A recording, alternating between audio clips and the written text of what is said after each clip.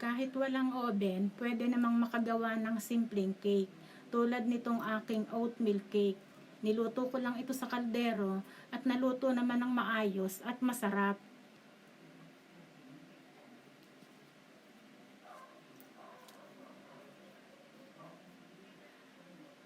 Sa mixing bowl, ilagay ang isang itlog. And then 3/4 cup brown sugar. Halu-haluin lang. And then 3 teaspoon ng oil.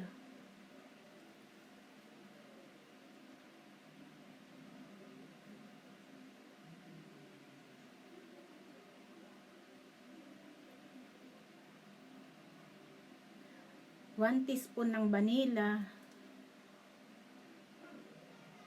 And then 1 1/3 cup ng gatas.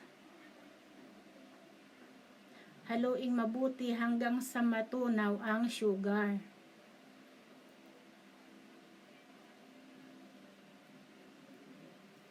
And then dagdag na natin yung 3 cups oatmeal.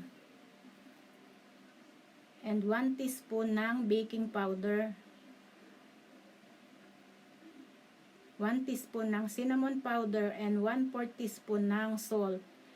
Dagdagan din natin ng raisin. Mas maraming pasas, mas masarap, kaya lang konti lang yung pasas ko.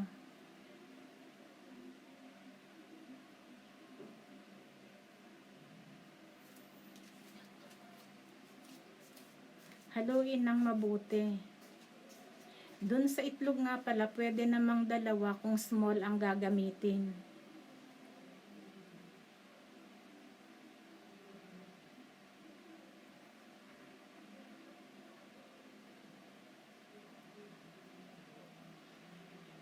And halu-haluin lang.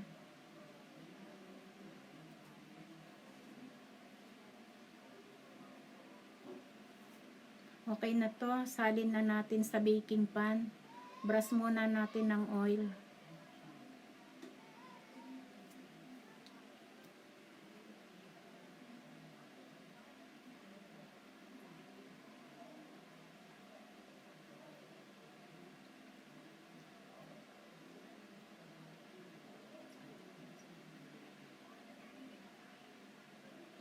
Ayan, salin na natin.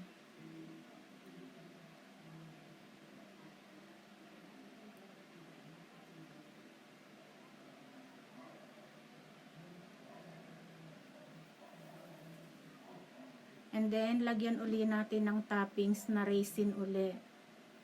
Kung mayroon kayong cashew nut, dagdagan nyo.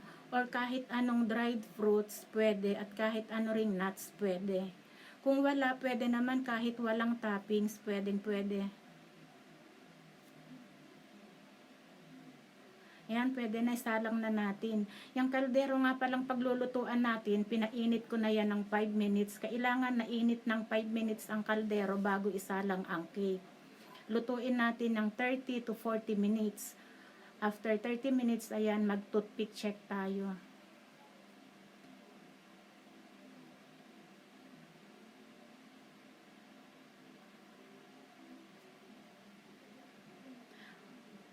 Lutuin pa natin ng another 10 minutes.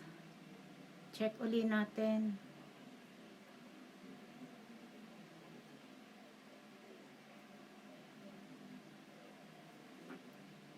Okay na to.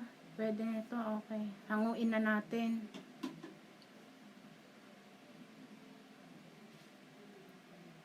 Ayan. Eto na ang ating oatmeal cake.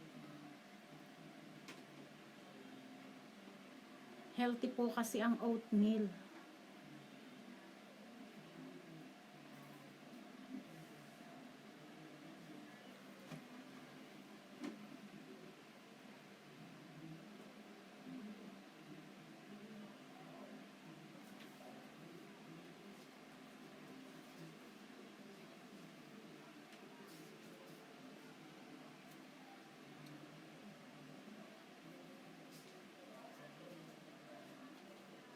Ayan, umuusok-usok pa. Tikman na natin.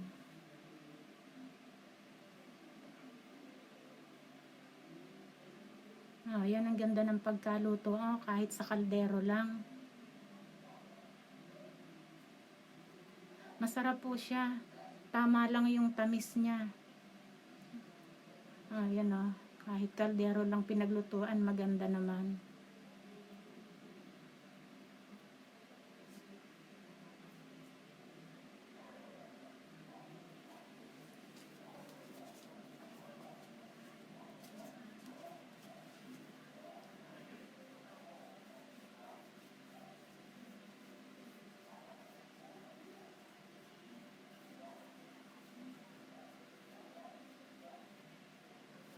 Thank you for watching.